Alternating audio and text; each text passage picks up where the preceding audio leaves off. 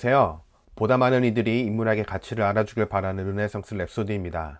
오늘은 실질적인 황제의 권력을 갖게 된 아우구스투스가 어떻게 카이사르의 청사진을 실현하며 로마 사회를 개혁하는지 그 과정을 함께 살펴보겠습니다. 그럼 시작할게요. 인류 역사에는 수많은 혁명이 있었습니다. 우리나라만 해도 역성혁명이라 불리는 고려에서 조선으로의 왕조 교체와 동학농민운동, 3.1운동, 4.19 혁명, 광주민주화운동, 6월 항쟁 등 혁명이라 불리어도 손색 없는 역사의 큰 획들이 그어졌습니다. 이러한 혁명은 기존 사회에 대한 불신과 반발이 정점에 올라 자연스럽게 타오른 열기인데요. 문제는 혁명 당시 내걸었던 구호가 현실 속에 뿌리 내리지 못해 시간이 지나면서 흐지부지 되는 경우가 대다수였습니다. 물론 혁명 자체도 매우 쉽지는 않습니다. 공동체의 구성원들이 느끼는 비슷한 문제의식을 넘어 다수의 집단 행동으로 이어져야 하기 때문이죠. 그런데 역사를 가만히 살펴보면 혁명의 성공이 개혁의 완성으로 귀결된 경우는 극히 드뭅니다. 왜 그럴까요? 사회 기득권층은 소나기는 잠시 피하면 된다는 생각으로 혁명의 시기에는 잠지 않고 있다가 그 이후 본색을 드러내며 아주 교묘히 개혁을 방해하기에 그렇습니다. 다수의 사람들은 정치에 신경 쓸 겨를도 없이 생계를 위해 본업에 충실해야 하지만 생계 자체에 큰 걱정이 없는 가진 자들은 모든 에너지를 자신의 기득권 유지를 위해 쓸 수도 있다는 점도 다르고요. 여러모로 혁명의 주체들이 불리한 건 사실입니다. 그렇다면 로마는 어떨까요?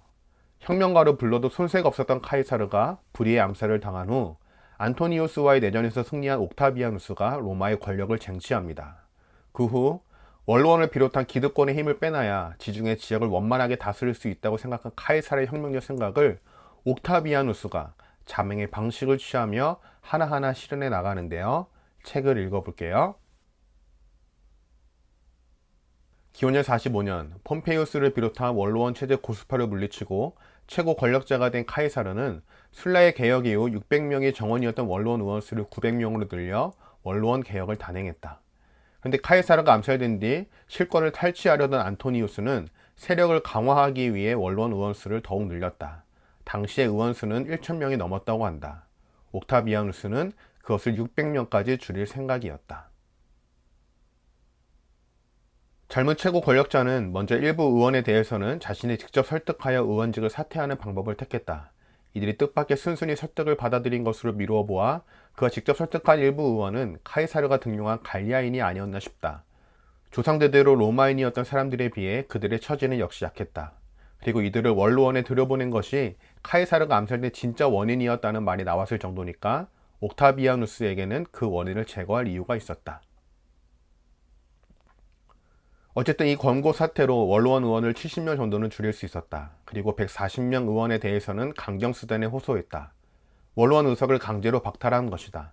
이렇게 하여 210명의 의원을 줄이는 데 성공했지만 아직도 200명 정도가 남아돈다. 그래서 옥타비아누스는 동료 집정관인 아그리파와 함께 탈락자 30명을 고른다. 이 30명이 다른 30명을 고른다. 이 방식으로 원로원 의원수가 600명에 이를 때까지 반복하며 줄여나갔다. 정치적 역학관계에 민감하신 분이라면 이 부분에서 고개를 갸우뚱할 수밖에 없습니다.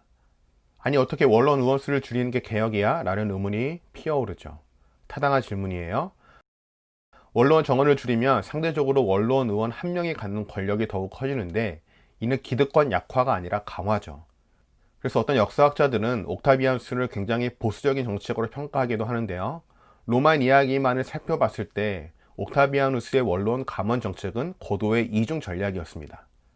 본인은 카이사르의 혁명적 생각을 실현할 의지가 없다는 것을 만천에 공표하면서 1차적으로 원로원 의원들을 안심시키고 동시에 공화정 복귀까지 선언하며 기득권층의 미심쩍은 의심까지 지어버렸습니다.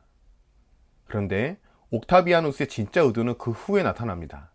겉으로는 원로원 의원들의 체면을 세워주며 500년간 이어왔던 공화정 체제로의 복귀를 선언했지만 로마가 다스리던 속주의 총독을 임명하는 과정에서 원로원 의원들이 갖고 있던 지명권을 무력화시켜요.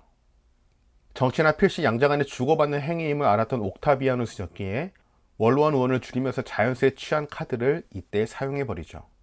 원로원 의원들은 꼼짝없이 당하고 말고요. 역학구도가 그려지시나요? 이와 동시에 옥타비아누스는 새로운 칭호까지 부여받는데요. 이제 옥타비아누스라는 이름은 공식 문서에서 찾아볼 수 없게 됩니다. 책을 읽어볼게요. 고대 로마에서 아우구스투스는 신성하고 경배를 받아 마땅한 인물이나 장소를 의미하는 말에 불과했고 무력이나 권력을 연상시키는 의미는 전혀 없었다. 신성하다는 뜻이긴 하지만 다신교 세계인 로마에서는 유일무이한 절대적 권위는 아니다. 길가에 서 있는 사당조차도 신성하고 경배를 받아 마땅한 존재였다. 35세 옥타비아누스가 자신을 위해 고른 존칭이 이 아우구스투스였다.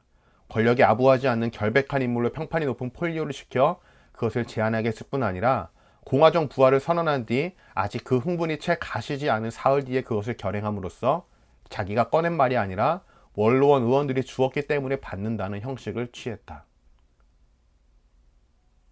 보면 볼수록 아우구스투스는 여우 같은 인물입니다. 야구 경기에 투수로 치면 직구 위주의 피칭보다 팔색조 변화구를 구사하는 유형이랄까요? 아우구스투스라는 명칭은 시대 특성상 매우 평범한 뜻을 지닌 단어였지만 로마의 실권을 쥐고 있는 1인자가 그 명칭을 얻게 되면 의미는 달라지기 마련입니다. 돼지에게 진주 목걸이는 어울리지 않아도 아름다운 신부가 걸치면 달라지듯이 말이죠.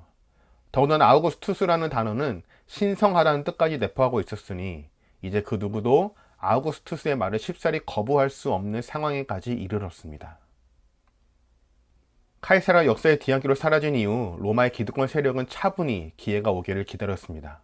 황제가 다스리는 재정 사유로 진입한 순간 그동안 누려온 이권을 상당 부분 포기해야 할지도 모른다는 두려움 때문이었죠.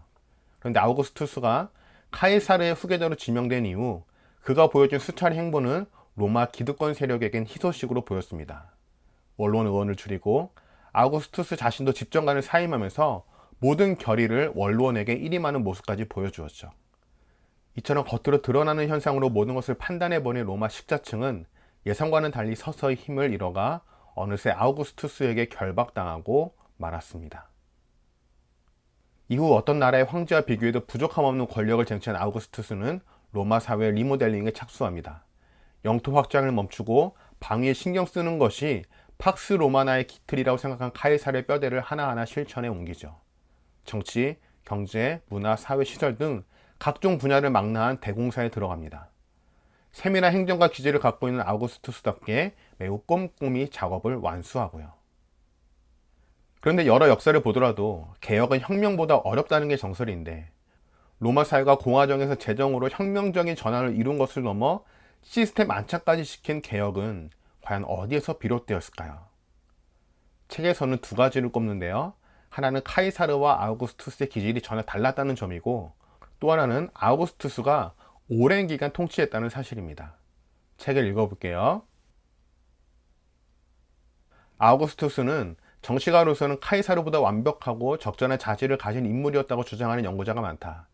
나중에 역사가 타키투스가 평했듯이 아우구스투스는 유일한 승자가 된 뒤에도 남들이 눈치채지 못하도록 오랜 시간을 들여 한 가지씩 권력을 수중에 넣어 결국 모든 권력을 장악한 반면 카이사르는 유일한 승자가 되자마자 당장 종신 독재관에 취임하고 억지로 혁명을 추진하는 점이 다르다는 것이다. 나는 이 차이를 첫째는 두 사람의 성격 차이, 둘째는 카이사르가 54세에야 비로소 혁명을 시작할 수 있었던 반면에 아우구스투스는 33세부터 시작할 수 있었다는 연령 차이, 셋째는 카이사르 암살에서 교훈을 얻은 아우구스투스가 절대로 죽음을 당해서는 안 된다는 의지를 갖게 된 점에 있다고 생각한다. 얼마 전 더불어민주당 당대표에서 물러난 이해찬 전 의원은 민주정부 20년 집권을 종종 강조했습니다. 왜 오랜 기간 집권을 목표로 했을까요? 혁명을 개혁으로 완성시키기 위함이었습니다.